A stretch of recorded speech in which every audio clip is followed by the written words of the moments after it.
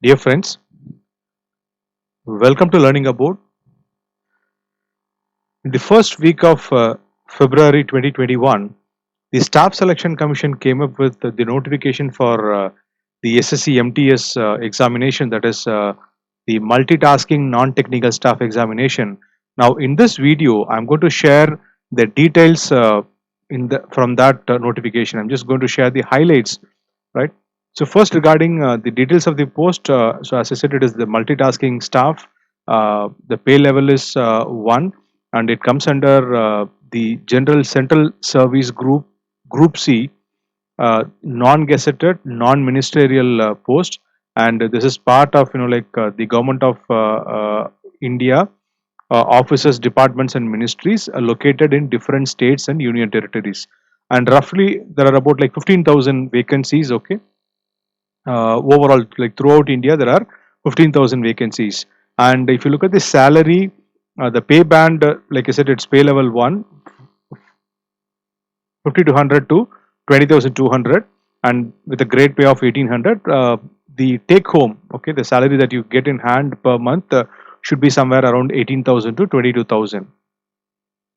Important dates. The online application process has already started on 5th of February, and it goes on up to 21st of March. But the candidates who are interested and eligible, they are in, they're advised, not to postpone till the last date. Even the commission says, okay, so there may be network issues and all other things. So just to finish it, well ahead of time, though there is a lot of time. So it is advised to, it's better to uh, complete the process as early as possible. And the Tier 1 computer based examination is scheduled between 1st of July and 20th of July. So once you complete the online process, so 2 weeks before the start of examination, somewhere in mid June, you'll be able to download the hall ticket from the official site.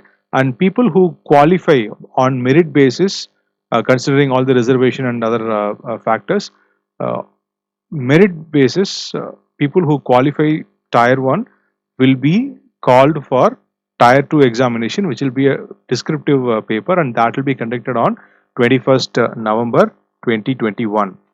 Now, essential educational qualification, 10th pass. Okay, so the candidates must have passed a matriculation examination. So, a 10th pass or equivalent, that is mandatory, and the candidate should have already qualified. Okay, that is as on 1st of January 2021, the candidate should have already qualified the examination.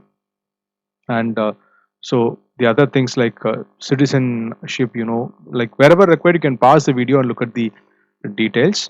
And so there are like two categories of posts. For some of the categories, the age group is between 18 to, there is a minimum of 18 for both the uh, type of posts. For some posts, the maximum age limit is 25, and for some it is 27. And of course, based on the category to which you belong to. Okay, so if suppose you are from SC/ST category, like there is a 5 years uh, upper age limit. Okay, there is a relaxation of 5 years. If you're from OBC category, there's a relaxation of 3 years, and so on.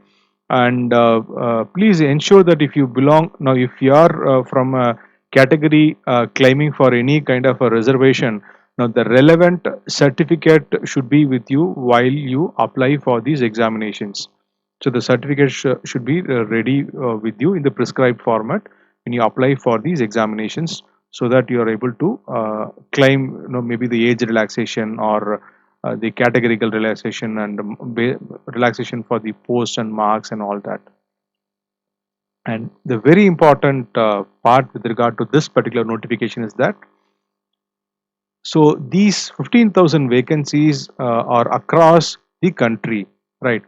And you can choose preferences, okay, preference of states, right?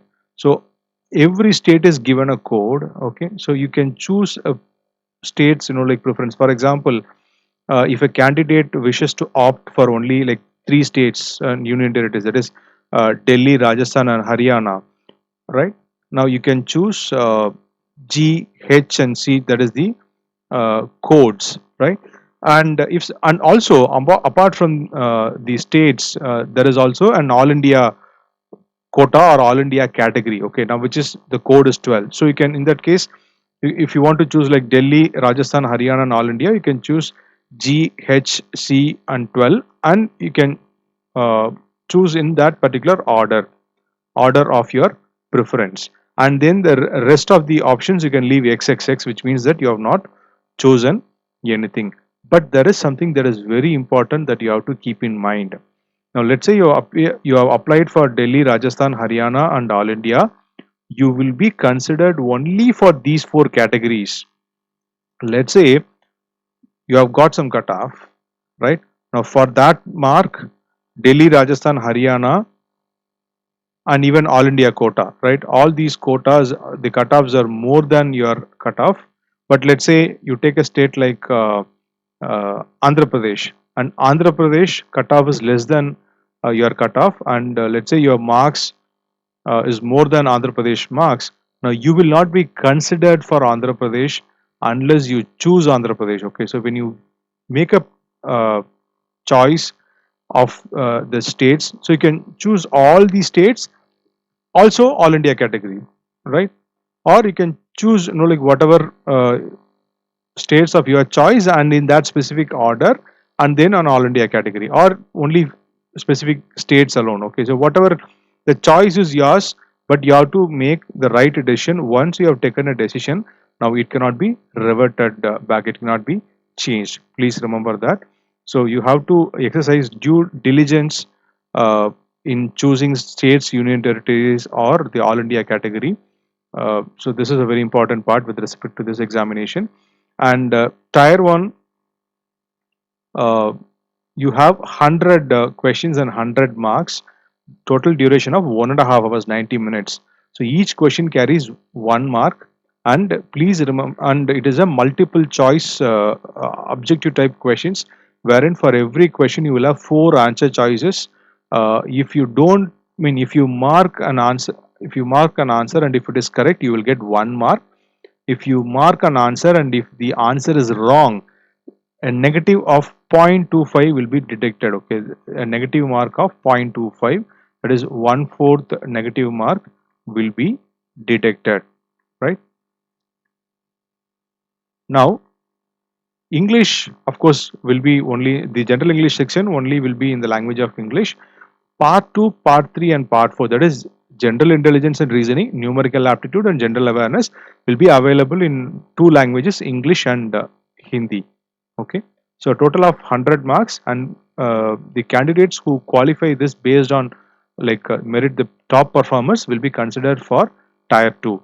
And another information, in our channel Learning About, we have already solved questions with regard to general intelligence and reasoning and numerical aptitude. You will find a lot of SSC videos with regard to that. Please make use of that.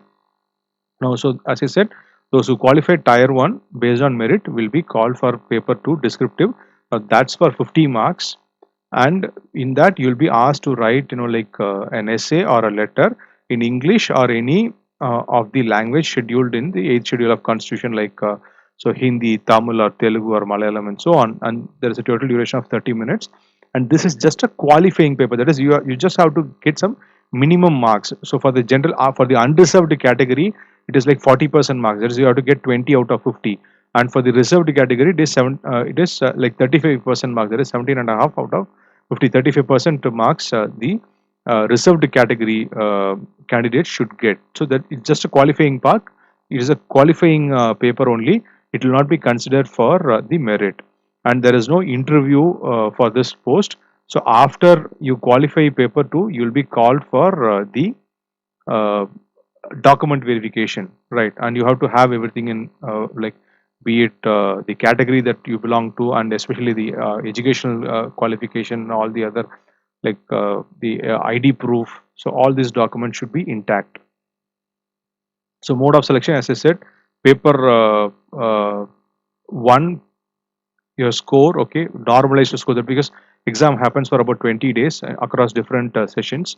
So all these marks will be normalized and kept on a same platform. So merit based, people will be called for paper 2 descriptive. as I said, unreserved category 40% marks, reserved category minimum 35 marks, right? And then shortlisted people will be called for the uh, document verification. And the syllabus for the computer based examination paper 1 is given. So this is the English language syllabus. Wherever required, please pause the video and look at the details.